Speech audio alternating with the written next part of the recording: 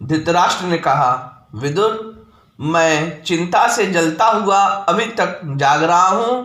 तुम मेरे करने योग्य जो कार्य समझो उसे बताओ, क्योंकि तुम धर्म और अर्थ के ज्ञान में निपुण हो।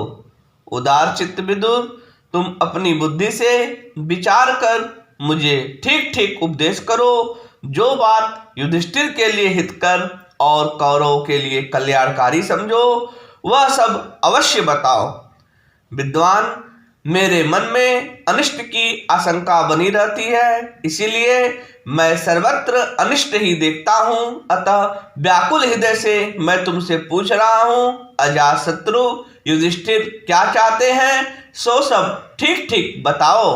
विदुर जी ने कहा, मनुष्य को चाहिए कि वह जिसकी पराजय नहीं चाहता उसको बिना पूछे भी कल्याण करने वाली या अनिष्ट करने वाली अच्छी अथवा बुरी जो भी बात हो बता दे।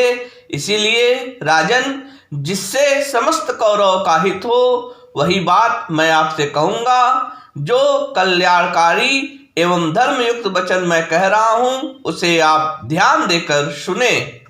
धीर मनुष्य को उचित है कि पहले कर्मों के प्रयोजन, परिणाम तथा अपनी उन्नति का विचार करके फिर काम आरंभ करे। उदंडता संपत्ति को उसी प्रकार नष्ट कर देती है जैसे सुंदर रूप को बुढ़ापा। बुद्धिमान पुरुष को अधिक बलवान के सामने झुक जाना चाहिए। सत्य से धर्म की रक्षा होती है, योग से विद्या सुरक्षित होती है, सफाई से सुंदर रूप की रक्षा होती है और सदाचार से कुल की रक्षा होती है।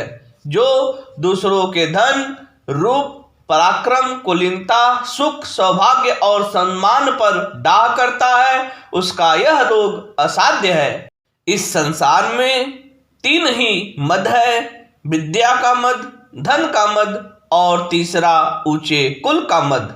ये घमंडी पुरुषों के लिए तो मद होते हैं, परंतु सज्जन पुरुषों के लिए दम के साधन बन जाते हैं। पुरुषों में शील ही प्रधान है, जिसका वही नष्ट हो जाता है इस संसार में उसका जीवन, धन और बंधुओं से कोई प्रयोजन सिद्ध नहीं होता।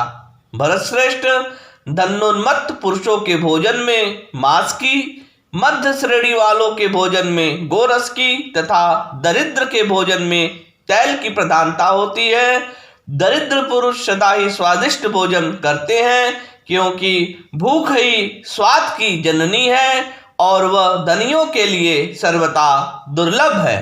दुष्टों का त्याग न करके उनके साथ मिले रहने से निरपराध सज्जन भी समान ही दंड पाते हैं, जैसे सूखी लकड़ी में मिल जाने से गीली भी जल जाती है। इसीलिए दुष्ट पुरुषों के साथ कभी मेल न करें।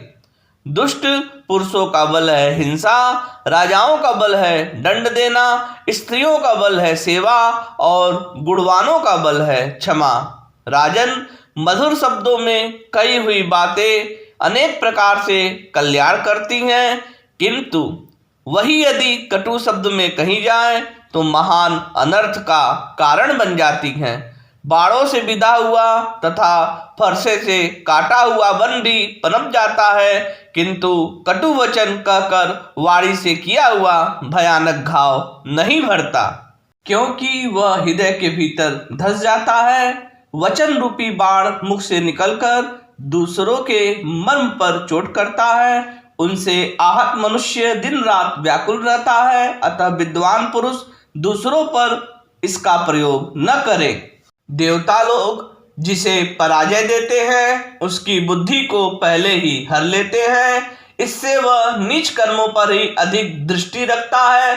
विनाश काल उपस्थित होने पर बुद्धि मलिन हो जाती है, फिर तो न्याय के समान प्रतीत होने वाला अन्याय हृदय से बाहर नहीं निकलता।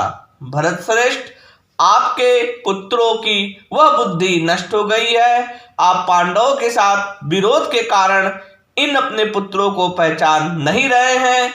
महाराज धृतराष्ट्र, जो राज लक्षणों से संपन्न होने के कारण त्रिभुवन का भी राजा हो सकता है, वह आपका आज्ञाकारी युधिष्ठिर ही इस पृथ्वी का शासक होने योग्य है, वह धर्म तथा अर्थ के तत्व को जानने वाला, तेज और बुद्धि से युक्त, पूर्ण सौभाग्यशाली तथा आपके सभी पुत्रों से बढ़ चढ़कर है।